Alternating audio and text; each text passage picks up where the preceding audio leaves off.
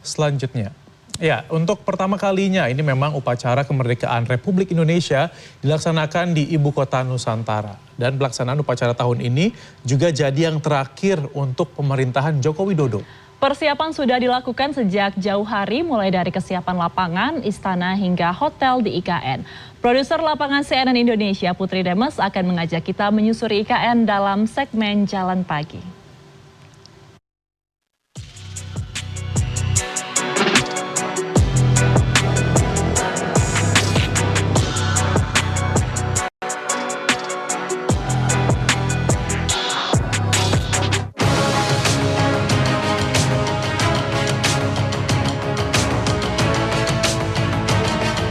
Ibu Kota Nusantara untuk pertama kalinya menjadi lokasi pelaksanaan upacara kemerdekaan Republik Indonesia ke-79. Nusantara terletak di 2 kabupaten di Provinsi Kalimantan Timur, yaitu Kabupaten Kutai Kartanegara dan Kabupaten Penajam Pasar Utara. Kawasan titik nol Nusantara menjadi penanda awal dibangunnya proyek IKN.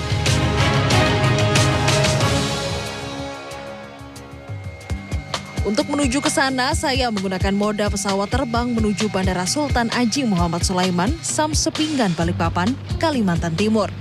Selanjutnya, saya harus menempuh jalur darat menuju wilayah Istana Nusantara. Tapi jangan bayangkan jalan yang ada di sini sama seperti jalan yang ada di Jakarta. Mayoritas jalan memang belum beraspal. Namun, pada 10 Agustus 2024, ruas tol IKN sudah dibuka. Pengoperasian tol tersebut akan dibuka 24 jam sejak dibuka hingga 18 Agustus 2024. Nah, kalau saya tadi naik pesawat, beda lagi dengan para menteri kabinet. Para menteri telah datang di IKN sejak 11 Agustus 2024. Sebelumnya, untuk datang ke IKN, sebagian menteri mencoba menggunakan transportasi laut, seperti yang dilakukan oleh Menteri Luar Negeri Retno Marsudi.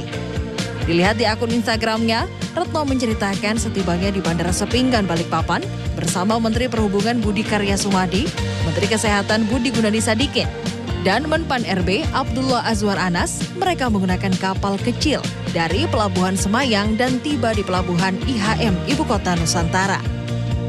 Momen menggunakan kapal menuju IKN juga dibagikan oleh Menhub Budi Karya. Di Instagramnya, Budi Karya mengaku menikmati semilir angin Teluk Balikpapan dan pemandangan ikon jembatan Pulau Balang yang belum lama diresmikan.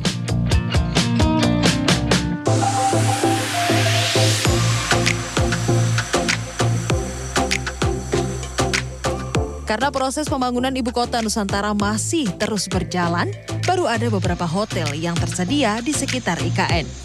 Salah satunya adalah Hotel Nusantara yang akan dihuni oleh tamu untuk rapat kabinet dan upacara kemerdekaan Indonesia. Inilah hotel milik swasta pertama yang berdiri dan siap beroperasi di Ibu Kota Nusantara. Hotel berdiri di tanah seluas 20.000 meter persegi ini memiliki tinggi 9 lantai. Hotel ini memiliki total 191 unit kamar dengan 4 tipe kamar. Kamar terendah adalah Premier, Grand Room, Suite Room, hingga yang tertinggi adalah President Suite. Selain hotel, sudah ada rumah susun untuk ASN yang juga akan digunakan untuk keperluan upacara. Telah ada 12 tower pada tahap pertama pembangunan. 12 tower terdiri dari gabungan rusun untuk TNI, Polri, dan juga ASN. 1 unit rumah terdiri dari ruang keluarga, ruang makan, dapur, ruang servis, 3 kamar tidur, dan 2 kamar mandi. Semua unit sudah dilengkapi dengan pengaturan sistem smart home. Nah, semua rusun ASN yang sudah siap nantinya akan berbentuk seperti ini. 1 unitnya ini terdiri dari 3 kamar, yakni 1 kamar tidur utama dan 2 kamar tidur anak. Seperti yang saya kunjungi saat ini adalah kamar tidur utama. Jadi kamar tidur utama ini cukup untuk kasur ukuran 2 orang atau ini ukuran 160 kali 200 meter. Kemudian juga sudah dilengkapi dengan furniture semuanya. Jadi rusun ASN yang 1 tower ini nanti akan siap huni pada saat 17 Agustus mendatang untuk semua petugas upacara maupun ASN yang bertugas di upacara. Selain itu, di kamar tidur utama ini juga dilengkapi dengan kamar mandi. Dan yang paling penting adalah air sudah mengalir di dalam rusun ASN ini. Nah, air ini memang sebenarnya adalah yang termasuk dalam tap water atau seharusnya nanti akan didesain bisa langsung diminum oleh penghuninya. Namun saat ini masih dalam tahap sertifikasi oleh pihak ketiga dari Kementerian PUPR. Menurut Menteri Pendayagunaan Aparatur Negara dan Reformasi Birokrasi, Menpan RB Azwar Anas, pemindahan ASN ke IKN ditargetkan pada bulan Oktober 2024. Lanjut, sekarang kita bergeser keluar wilayah KIPP IKN. Di sini ada fasilitas lain yang disiapkan, yaitu Pusat Pelatihan PSSI. Di sini terdapat 2 jenis lapangan yang menggunakan rumput sintetis dan rumput asli. Dan rencananya lapangan ini siap digunakan pada bulan September mendatang. Selain lapangan, tempat penginapan bagi Timnas Indonesia juga telah siap. Saya kemarin menanyakan ke Ketua PSSI, September akan dipakai. Karena ini sudah jadi 2,5 lapangan. Lapangan sintetis, rumput asli, dan juga lapangan yang setengah lapangan yang dipakai untuk teknis. Saya kira 2,5 lapangan ini lebih dari cukup. Meskipun nanti rencananya ada 8 lapangan.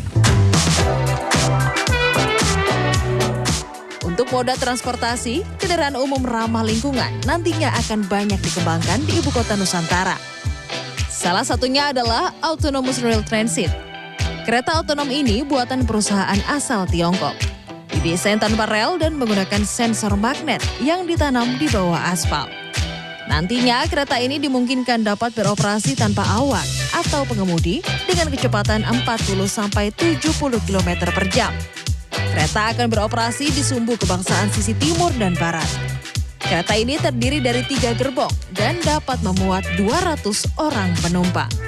Kereta ini menggunakan daya listrik dan dikembangkan sesuai dengan konsep IKN sebagai Smart Forest City yang mengutamakan penggunaan energi keberlanjutan. Mengedepankan ramah lingkungan dan energi terbarukan. Ada juga ruang terbuka hijau yang dinamakan Sumbu Kebangsaan. Nantinya kawasan ini akan digunakan untuk area publik. Sumbu Kebangsaan Plaza Seremoni terletak di sebelah selatan Istana Negara dan di tengah-tengah komplek gedung Kementerian Koordinator. Sumbu Kebangsaan merupakan area ruang terbuka hijau dengan pedestrian yang bisa dimanfaatkan oleh publik.